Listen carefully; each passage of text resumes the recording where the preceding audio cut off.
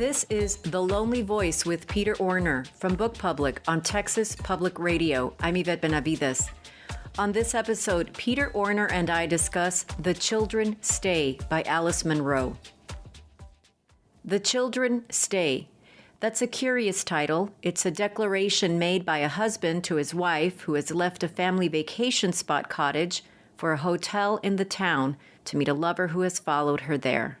Perhaps because she's away from home base and in this temporary space with her husband, children, and in-laws, Pauline is already disconnected from her role and routines as wife and mother, and already drawn to the attentions of another man who represents something we don't at first quite understand on the surface of things. The interpersonal relationships are complicated in this family unit. Pauline has been true to her roles for years and tries to imagine going through the motions of a life with this other man. In a move that defies reasonableness and maybe even believability, she leaves her husband and children during the family vacation. When he learns of her leaving, husband Brian declares, "The children stay," and that's the starkest revenge he can take upon her for her infidelity. She is unmoved by the threat. There follows for the mother the thought of an acute pain, the narrator tells us. But did Pauline stay with Jeffrey or even really want to make a life with him? Or was he merely an excuse to leave an unsatisfying life that she refused to endure? What she sought out appeared before her like an expansive possibility yet to be explored over the rest of her life. She convinces herself that she will manage this acute pain, this predictably torturous cloud of sorrow that will follow her, but that will be easier somehow because she can, quote, carry along and get used to it until it's only the past she's grieving for and not any possible present. In his essay, Surviving the Lives We Have, Peter Orner discusses a short novel by Andre Dubus, Voices from the Moon. The opening line of this work is, "It's divorce that did it." Larry and Richie are the sons of the divorced parents. Richie, writes Orner, quote, understands that we, whether or not we are fathers or mothers, will always do damage to our own families. All the faith and love in the world can't make us stop. He tells us that 2 years before the story opens, the boy's mother, Joan, quote, committed what many might consider an even more unforgivable sin against conventional morality. She walked out on her husband and her 10-year-old son. She sees Richie regularly, but the hurt never relents. She says, "We don't have to live great lives. We just have to understand and survive the ones we've got." When the protagonist of The Children Stay first meets Jeffrey, the man with whom she will have the affair, he doesn't really pay attention to her. But then he looks directly at her, impertinently and searchingly, only when Pauline's husband Brian points out she could be a talented actress in his production of Eurydice, except for her lack of confidence. Now Jeffrey trains his eyes on Pauline, someone he doesn't believe is especially beautiful, but that he suddenly finds irresistible. In his essay, A Palm of the Hand Story, Peter Orner points to another work of literature, Snow Country by Yasunari Kawabata, where a man looks into the eyes of a woman, well, the reflection of the woman's eye on the window as she sits across from him on a train. It's the opening of their star-crossed union, like the one in The Children Stay, where there is, quote, nothing remotely romantic, even as it might be sexually charged. What the protagonist seems to be after is what Peter Orner describes as the ecstasy of a beginning. Perhaps that's the same kind of energy Pauline is searching for in leaving her family. Even if she doesn't know for sure, if looking straight ahead will save her from what is behind her. Here's our discussion of Alice Munro's The Children Stay. We begin with Peter Orner reading a short excerpt. 30 years ago, a family was spending a holiday together on the east coast of Vancouver Island. A young father and mother, their two small daughters, and an older couple, the husband's parents. What perfect weather. Every morning, every morning it's like this. The first pure sunlight falling through the high branches, burning away the mist over the still water of Georgia Strait. The tide out, a great empty stretch of sand, still damp but easy to walk on, like cement in its very last stage of drying. The tide is actually less far out. Every morning, the pavilion of sand is shrinking, but it still seems ample enough. The changes in the tide are a matter of great interest to the grandfather, not so much to anyone else. Pauline, the young mother, doesn't really like the beach as well as she likes the road that runs behind the cottages for a mile or so north till it stops at the bank of the little river that runs into the sea. If it wasn't for the tide, it would be hard to remember that this is the sea.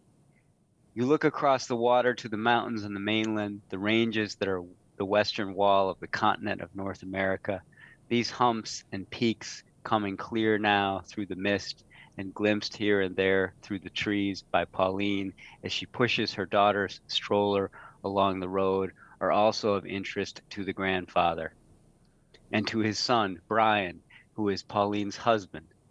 The two men are continually trying to decide which is what. Which of these shapes are actual continental mountains and which are improbable heights of the islands that ride in front of the shore. It's hard to sort these things out when the array is so complicated and parts of it shift their distance in the day's changing light. Okay, Peter. So the children stay. So first things first, I think we should talk about Pauline. If you had to describe her in one sentence, what would that sentence be? I mean, Pauline is, it's what a trick question. It's like, reading this, you are, at least I am, 100% with Pauline. Like, in terms of having to endure. It's all, I was thinking about this. So much of the story is in that last phrase of the first paragraph where it's the young couple, their kids, and comma, the, the husband's parents. To have to endure. I'm not answering your question because it's too hard, but I think that Pauline is somebody who, unlike most people, I think is able to see the contours of her life in really stark terms, and in a way that is both harsh and at times even beautiful, I think. Mm-hmm.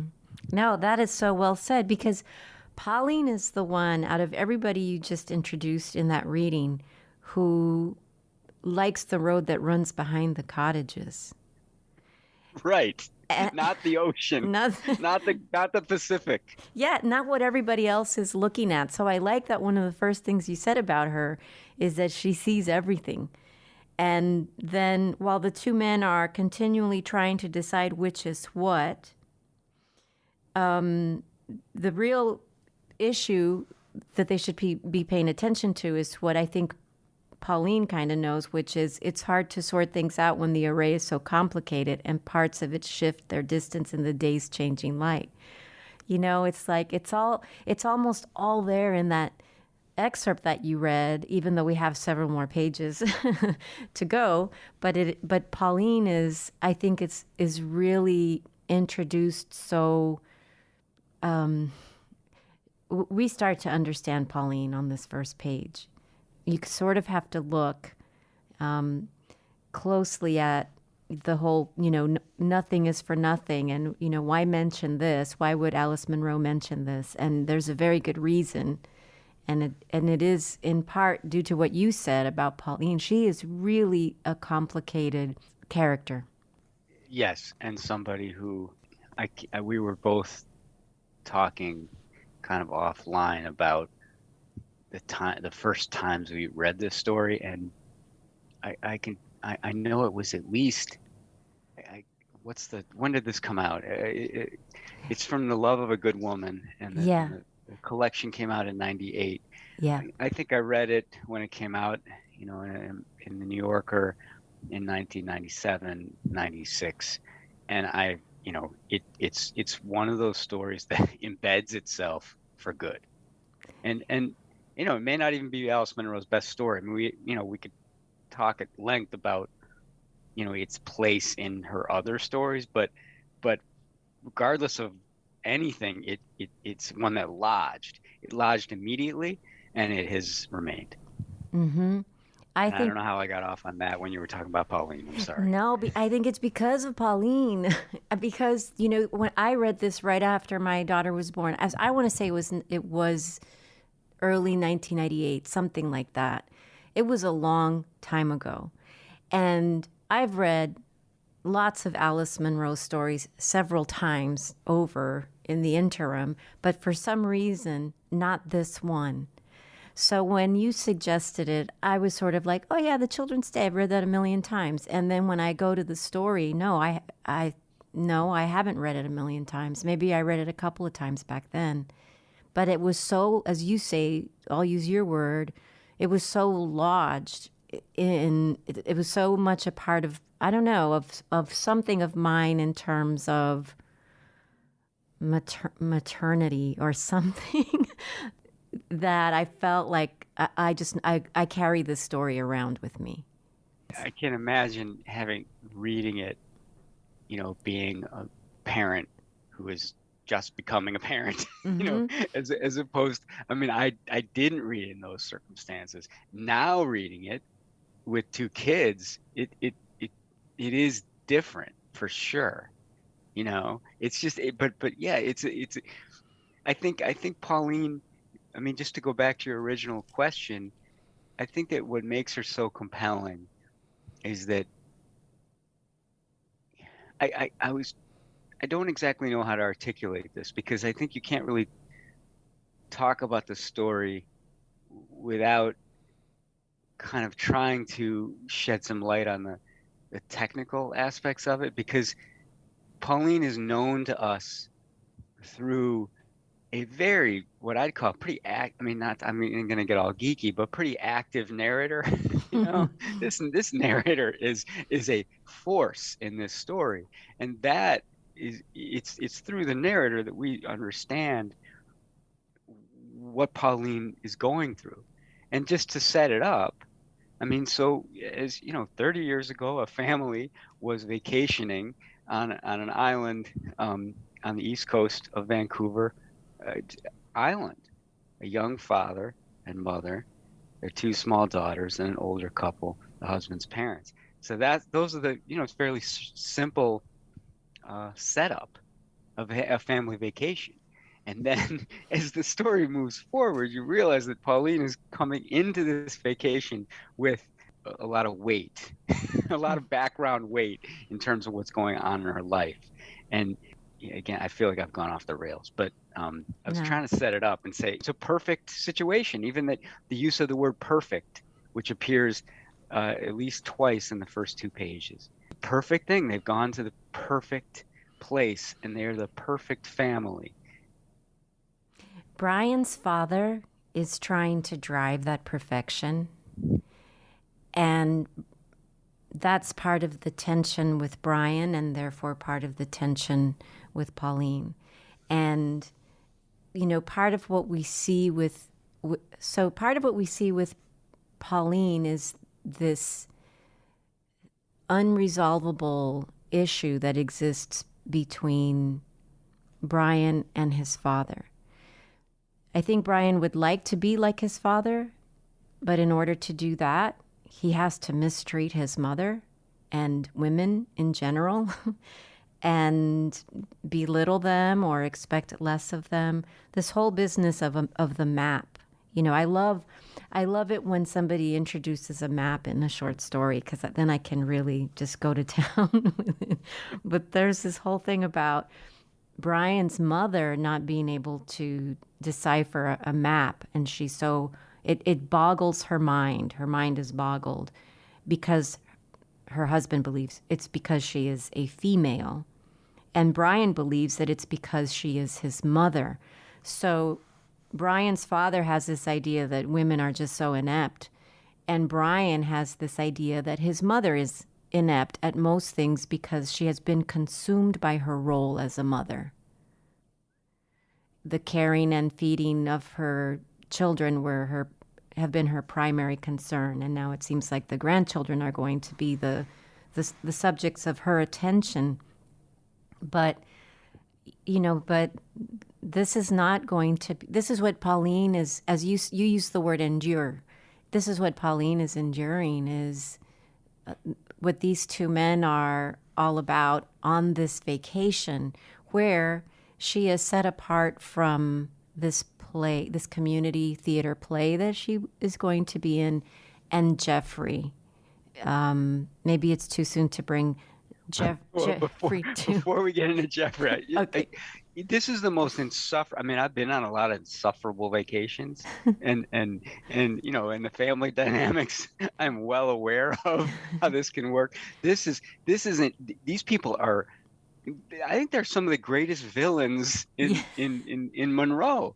These people are horrific in a quiet, subtle way. The father is he's described as dangerous to her because of the subtle things, the subtle undercuts that he constantly does.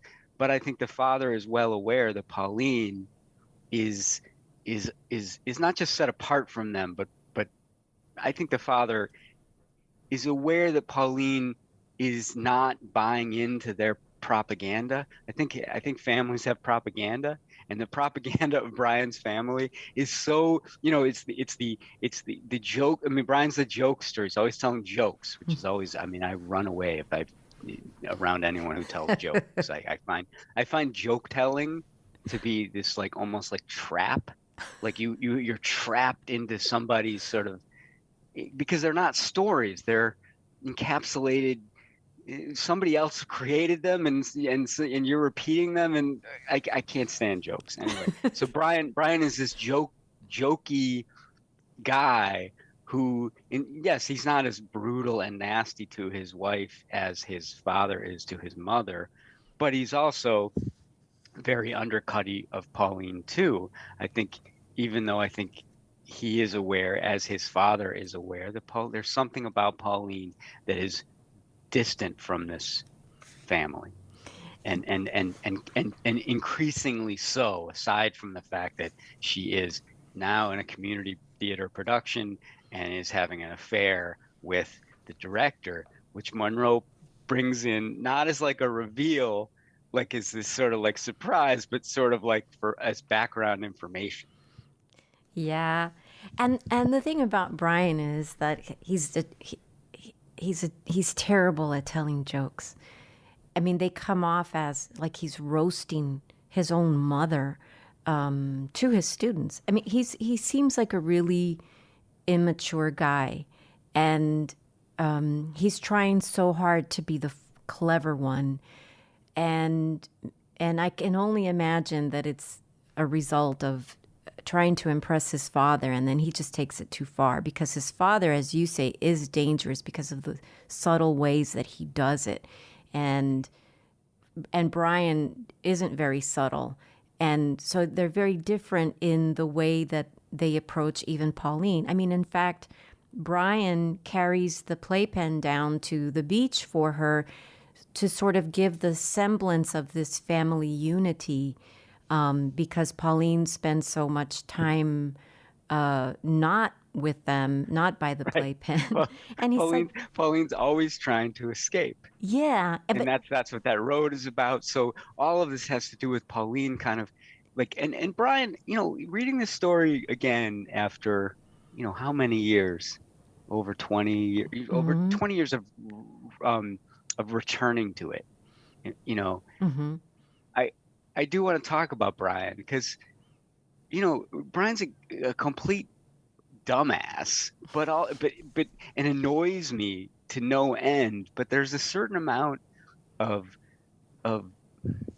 dignity, not dignity, it's not the right word, but there is a balanced approach to him that is kind of startling, I think. And I think when you said that he brings the playpen down, he's he's desperately trying to get his wife integrated into his family life, even though she has no interest, and who would want to? But you got one family. It's Brian's family. He wants everyone to be together on this trip. And in the past, it has been a struggle to get Pauline. And they have two kids. Wow, how old is Caitlin? 5. Four.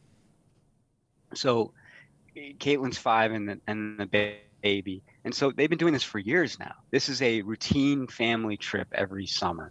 And and I think Brian's always on pins and needles whether or not Pauline's even going to come, And so I felt a certain amount of like that tension in terms of Brian just wanting this to work, just wanting this family unit to work. And I think partly knowing that's really unlikely. I totally agree with you. There was something about Brian that I thought was still salvageable. Like he may just come into his own, but too bad Pauline won't be around to witness it. And sorry to interrupt, No. but he's 30. He's 30 or so. She's 26. I mean, these guys are young. They're trying to just figure stuff out, And I think that, yes, by the end of the story, you realize that, yes, Brian probably was unformed at this point. Mm-hmm. I will say that on one page of the story, we're reading about Brian calling his students boneheads and saying his father was the king of Philistines and his mother was a dish rag. And then, let's see, 5 pages over, the narrator is describing a conversation that Pauline and Brian are having. And it says, they went on speculating and comfortably arguing in a way that was not unusual, but not altogether unfamiliar to them. They had done this before at long intervals in their married life, talked half the night about God or fear of death or how children should be educated or whether money was important. That seems to me evidence of something more substantive between them. I mean, friends can talk about these things. Acquaintances can talk about these things. Well, these two people are married, but at least there seems to have been something kind of foundational between them. The things that married couples, I suppose, should connect through conversation and sharing. But it's a very surprising part of the story for me. And I think it's worth noting when that comes, because the scene with the married couple in bed is after we as readers know that Pauline is having an affair with the director of the community theater production. That scene with the two of them in bed is a beautiful scene, and one that we don't have any sense what this affair is about. We don't know if it's serious or not. From the way that Munro kind of presents it, it seems almost like kind of side note to the story in a way. Like it doesn't prevent Pauline from going away with the family, and now they're in bed, and what they're talking about is the play that she is the star of, even though she's had no acting experience. Brian's asking her about the play, and there's really tender moments here, including a moment where she puts her cheek on his shoulder. I mean, the most intimate scenes in this story are between a couple who are about to not be a couple anymore, which I think is really striking. I like what you were saying about what Brian wants his family to be. There's this part where it says he wanted Pauline to be connected. He wanted the children to be connected to his own childhood. He wanted these holidays to be linked to holidays of his childhood, with their lucky or unlucky weather, car troubles or driving records, boating scares, bee stings, marathon monopoly, all that. And it says the only time they could talk to each other was in bed, late at night. But they did talk then more than was usual with them at home, where Brian was so tired that often he fell immediately asleep. And in ordinary daylight, it was often hard to talk to him because of his jokes. She could see the joke brightening his eyes. His coloring was very like hers, dark hair and pale skin and gray eyes, but her eyes were cloudy and his were light like clear water over stones. She could see it pulling at the corners of his mouth as he forged among your words to catch a pun or the start of a...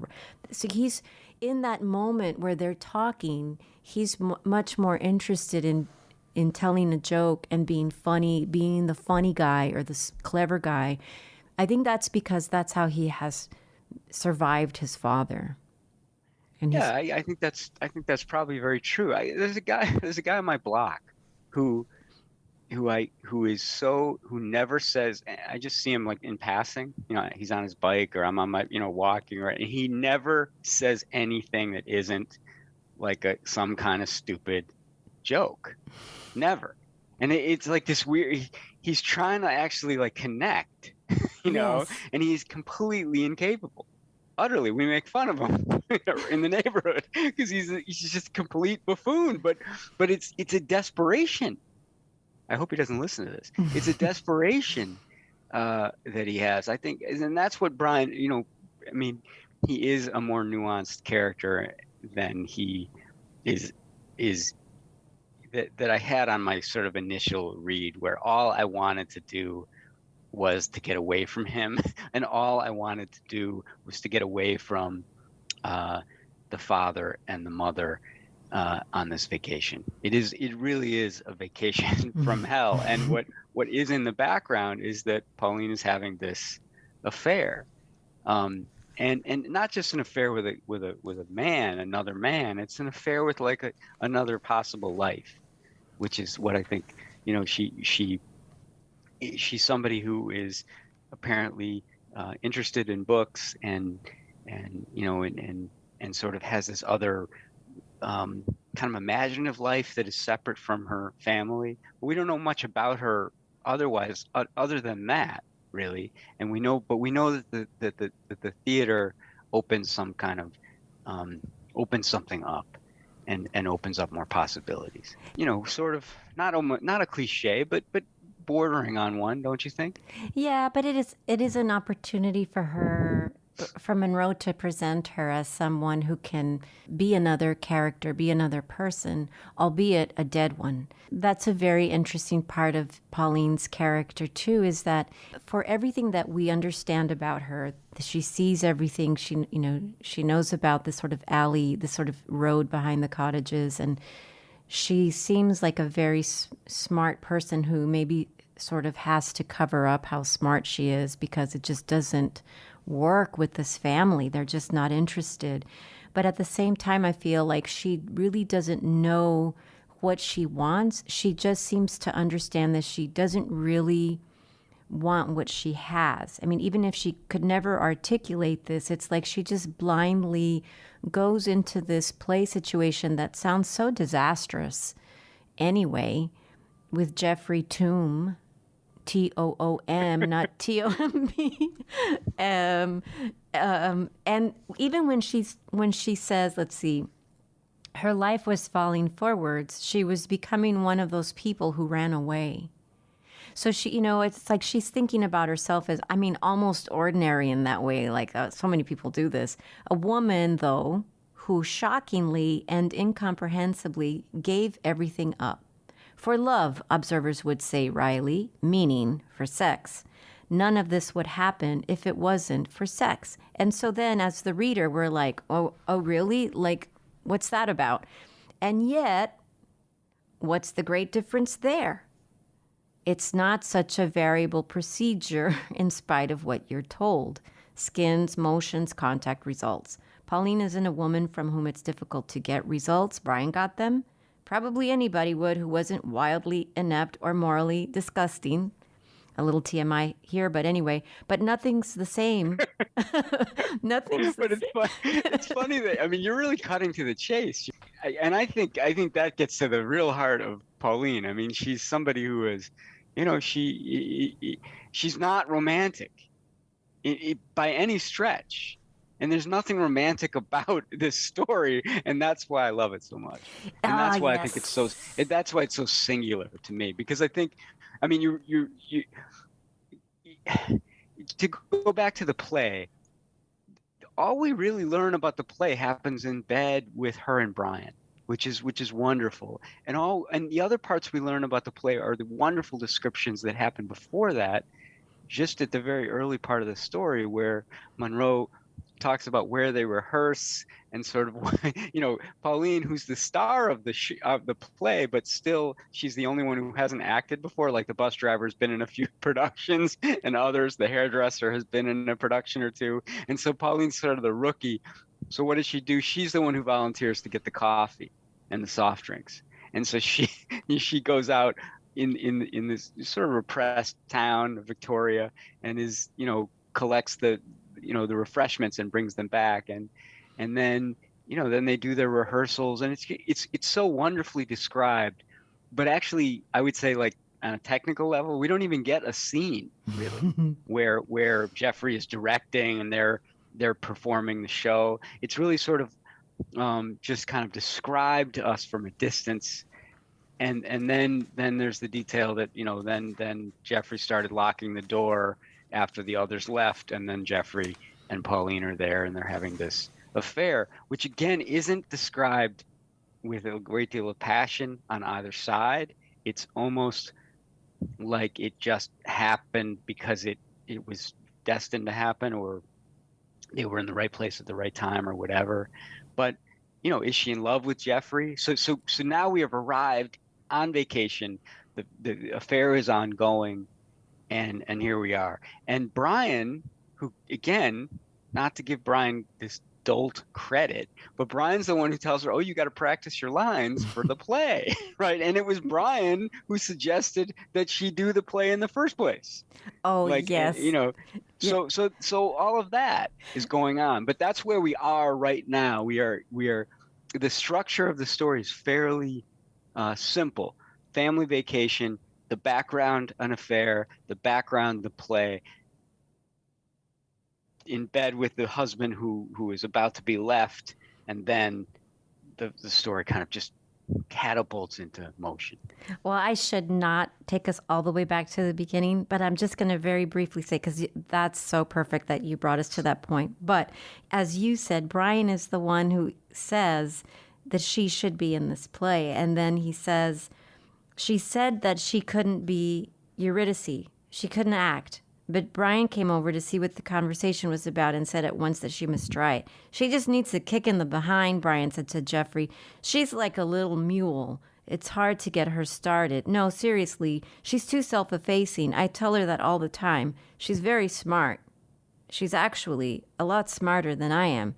At that, Jeffrey did look directly into Pauline's eyes, impertinently and searchingly, and she was the one who was flushing. He had chosen her immediately as his Eurydice because of the way she looked, but it was not because she was beautiful. I'd never put a beautiful girl in that part, he said. I don't know if I'd ever put a beautiful girl on stage in anything. It's too much. It's distracting. There's your Romeo, right? I mean, Jeffrey's basically telling her at the first meeting she's not beautiful, and therefore he wants to put her in the play. Yeah. I mean, Jeffrey, what's your take on Jeffrey? I think Jeffrey, because of this little section, I think Jeffrey is one of these guys, as if I know so many, but I don't. But I know about them because I read books. But he's just one of these guys who sees a weakness in Pauline immediately that he will prey upon. He's a lonely guy. He's got this, relationship with his mother. He's trying to find his way. He has this day job, but he'd really like to be doing something else. But there's something about looking into people's eyes in this story that's very interesting to me. I mean, and it's the whole thing with Eurydice about, the lover has to walk behind her. They can never look at each other in the face, or back she goes to the underworld. But Jeffrey did look directly into her eyes. At the moment where Brian is belittling her and saying she's self-effacing and she's insecure and she's a diffident girl and she can't stand up for herself. And it's sort of like, okay, you're going to come into this little community theater web that I've created, and it will buy him some time with her. I mean, it sounds like I'm making it sound like he's so calculating, and he's not. But it worked. Well, he's a goofball. I mean, and the men are ridiculous in this story, as men are. I mean, there's nothing unrealistic about Brian.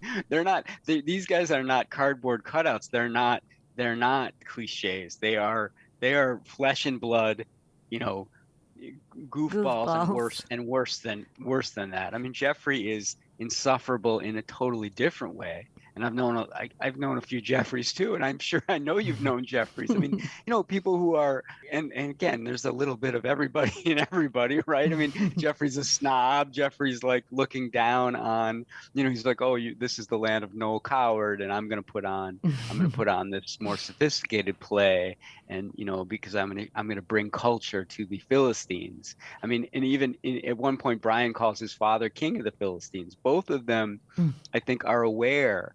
All three of the younger generation in this story that the old folks are ridiculous. But what makes the 30-year-olds and the 25-year-olds and the 26-year-old in the story any less ridiculous, including Pauline, except that it's her story, and she gets it's everything hinges on her, and that's why towards the end of the story, it becomes so devastating, because the story turns on her in a way that still startles. Why don't we talk about what happens on the vacation? What happens? Yes. Plot wise, I mean, we generally don't dwell on plot, but Munro is. I mean, we haven't even talked about do we need to discuss how great Alice Munro is, how wonderful she is? No. I didn't need anyone to tell me that ever. No. I didn't need the Nobel Committee or Jonathan Franzen in the New York Times or anybody to tell me how great Alice Munro is, and she still doesn't need that shit. Well, we're kind of saying it anyway. People have all kinds of ideas about why women cheat. So, and they go from, psychological reasons to physiological reasons, hormonal things. I mean, there's this. I've read about it, right, in the waiting room of the dentist's office in a magazine. I was going to say in magazines, but also in novels too, right? Sure. I mean, novels are not immune from that kind of easy psychologizing, right? Oh, and Paulina's read them. Paulina's read them all, and so Sure. it's interesting to me that we've established that these guys ain't all that, and she's gonna hop from one to the other, and we're kind of thinking that Jeffrey's the lesser of the two, but for Pauline it means that she can extract herself from this the insufferable aspects of her life. Because there seem to be some pretty comfortable, okay aspects of her life with Brian and her family unit, except we don't really see them. We don't really know what those could be. We only know that she really seems to be looking for a way out, either into this tragedy of the community theater play where she can be somebody else for a little while, except she's dead, or in a life with Jeffrey, which she tries to imagine relearning how to do things, because when she does leave the family at the vacation spot to meet up with Jeffrey, who's shown up there and called her on the phone, so that part is very dramatic, I think.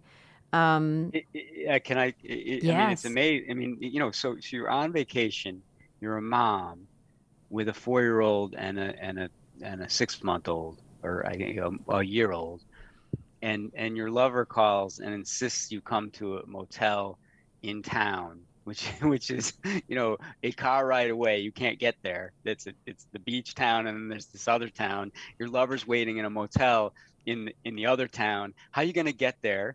What are you going to do with the 2 kids? How does this work? How does this work technically? And the thing is, Munro knows it, and in story after story, she articulates the horrors of domestic life. I can remember another story where the mom is going to kill herself if she has to reread the children's book again, Yeah. the picture book again. So there, Munro literally walks us through how this works, right? Mm-hmm. Well, she's like, okay, I'll meet you there. And then when Brian gets home with the car, because he's out getting the car fixed, or his father's car fixed, she's like, I got to go into town. I need something. And she sort of doesn't say what it is. And so she assumes that, he'll think it's tampons or something. And so she takes the car and she leaves the kids with Brian and the grandparents and heads to town to meet Jeffrey. Okay, fine. You could pull that off, right? You could pull that off. Mm-hmm. You come back. You come back with the tampons, right? Except that's not what happens. And what happens is, as you know, she stays overnight. Yep. How does a mom with a 4-year-old and a 1-year-old stay overnight in a motel during a vacation? How does that work? What happens then? Well, she's got to call Brian and tell him. She's got to call Brian and tell him. Tell him what? Well, we don't even know because the phone call is truncated. And then one thing about this story that's so remarkable is that, and I don't think we can possibly do it justice in talking about it. And that's why we were very hesitant to do Munro in the first place, because it's almost impossible to sort of map out how it works. Mm-hmm. But in the way that she works with scenes, and the way she doesn't work with scenes, the way she sort of radically compresses information. But basically, it's all in my head. I can see everything that happens. She's in the motel. They have this torrid night, right? Yeah. But the phone call happened before that. The phone call, she had to call her husband to say that she was not coming back that night. Because it's just so great. But this is it. The radical compression, the things that she doesn't say, but that we can somehow see. And the question that's always in my head when I read Munro is, how does she know? How does she know? Does she know all this about Brian's father? And how does she know, where did she, I know these people. How does she also know them? But when she says, when it says that Pauline will learn to do all these things again, that she, they will build a sort of a domestic life together, she and Jeffrey. She didn't bring her watch, and Jeffrey doesn't wear one. And then they'll have a bedroom, a kitchen, an address. He'll go to work. She'll go to the laundromat. Maybe she'll go to work too, selling things, waiting on tables, tutoring students. But there's nothing here about the children in that particular reverie, in that particular imagining what it will be like when she has to sort of relearn how to be Pauline married to a guy, or have to be Pauline, in cohabitation with a man that isn't, and I'll just say the word, isn't perfect or even close to it. She's left an insufferable situation, and I feel like she may be going into one. The idea that she says, and Jeffrey doesn't wear one, it seems to me like that's something that she's noted because it's problematic for her, because Jeffrey just seems to be sort of this guy that is really just not a very settled guy. Right. And again, I think it's as important to talk about what Munro doesn't say as to what she does say. And it's all, one thing, like, we haven't quoted very much from this story, and we often quote from stories, but Munro doesn't really lend herself to that. I mean, if you look at the sentences on an individual level, she has some money in her purse. She has to go out and buy a toothbrush, toothpaste, deodorant, shampoo, also vaginal jelly. Last night they used condoms the first 2 times, but nothing the third time. I mean, it's just all very matter of fact. It's all very direct. It's not very, there's nothing beautiful about the language, and there's nothing beautiful about the situation, except not on a sentence level. But there is something extraordinarily beautiful, I think, about what Pauline does. but you just were alluding to it. She is now thinking about, wow, she's no longer a wife in a very sudden, decision, wasn't planned. He came down there to meet her and and calls up the convenience store on the beach. And she's called to the phone because this is the days long before cell phones. She's called to the phone and he says, I'm at the motel. And she goes. And so now here she is. And she is starting to actually think about the future, which is going to be, like you said, going to the laundromat, kind of being with a little bit of a loser, but at least not, the jokester or whatever it is. But as you also quoted earlier from the story itself, like the sex isn't a whole lot different with Jeffrey than it is with Brian, except, right? Except there's something actually that is different about everything. There's something more free. There's something more, something that she didn't have before that now she has. And I think it is extraordinary and liberating, except for one huge problem. And I have a note in my book here to ask. I said, ask Yvette, do you believe it? Do you believe it? And I'm talking about page 211. It is early. The motel is on the highway at the north end of town beside the bridge. There's no traffic yet. She scuffs along under the cottonwood trees for quite a while before a vehicle of any kind rumbles over the bridge, though the traffic on it shook their bed regularly late into the night. Their bed. Already their bed. Something is coming now. A truck.